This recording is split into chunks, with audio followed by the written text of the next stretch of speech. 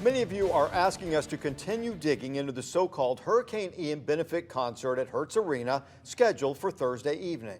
Welcome back. I'm Russ McCaskey. And I'm Nicole Gabe. In a Wink News exclusive, the event organizer admitted to investigative reporter Celine MacArthur that he is putting the proceeds into his private company's bank account.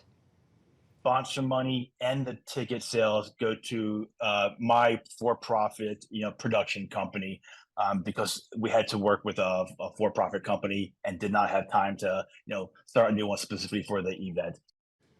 So Celine's reporting prompted the Florida Attorney General and Lee County Sheriff's Office to investigate. It also drove a national Christian charity to back out of this event, but her work is not over.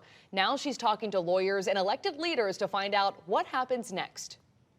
To find out what's really going on, we need to follow the money, where it is now, how much has been raised in donations and ticket sales, and how it's moving from places like Ticketmaster to its supposed destination, the hands of people in our community who need it. While the Attorney General and local law enforcement do their investigating, I'm still doing mine. Mercy Me and Matthew West, together in concert for the first time. Brought together by Ohio filmmaker and entrepreneur Joe Knopp. I have to be careful saying this, but I don't do this. I've never done an event of this magnitude before. A benefit supporting the victims of Hurricane Ian, coming to Hertz Arena in Fort Myers. I dug into Knopp's concert claim and corresponding website, disasterreliefbenefit.com, and discovered critical information missing, like what is disaster relief benefit? So that's, to be completely fair, Disaster Relief Benefit is an organization that we put together at that time. So Disaster Relief Benefit is an actual organization? Because I looked it up and I don't see a record of it. It's, to be honest, I have to talk to my my attorney who put together. It's not a 501c3 and it's not incorporated. So it's basically, I guess it's a trademark name that we're using for the website itself. We didn't have time to actually do the paperwork for the 501c3. Fort Myers attorney Scott Goldberg isn't buying that no time story.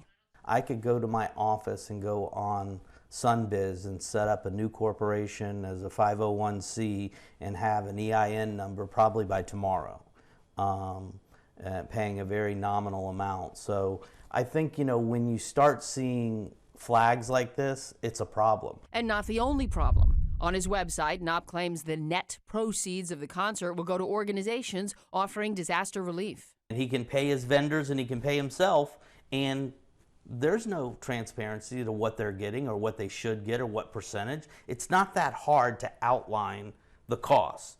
Knopp would not break down those costs for me.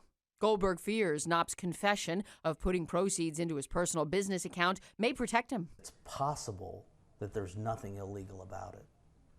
That's the worst part, because he's coming out and saying, listen, I have the ability to spend the money the way I want to.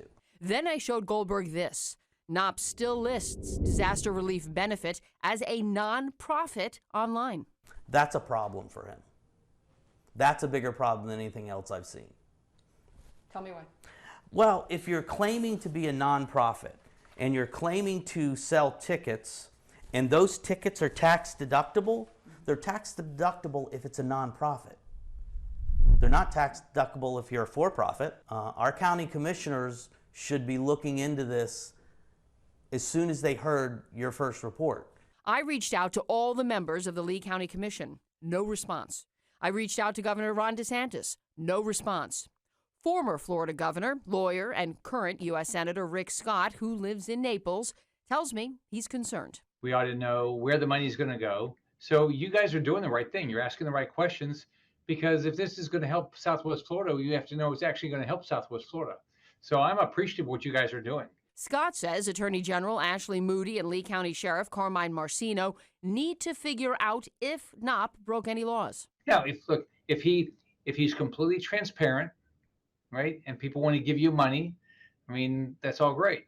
But if you suggest that you're doing something different, then that's where you violate the law. As for the net proceeds, Scott says operating costs for any charitable event, regardless of who's running it, should be transparent and low.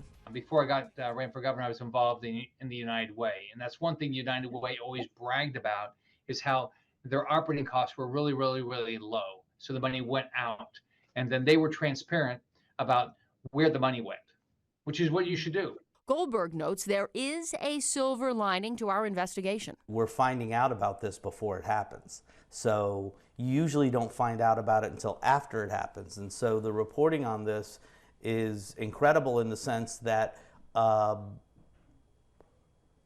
we might have a way to turn this around. Since the National Christian Foundation backed out, NOP is now using Charity Vest, a 501c3 platform for charitable giving accounts. Charity Vest has a spot on disasterreliefbenefit.com to take donations. However, Charity Vest's CEO admits they were not asked to manage the money from ticket sales, which would be the bulk of the proceeds.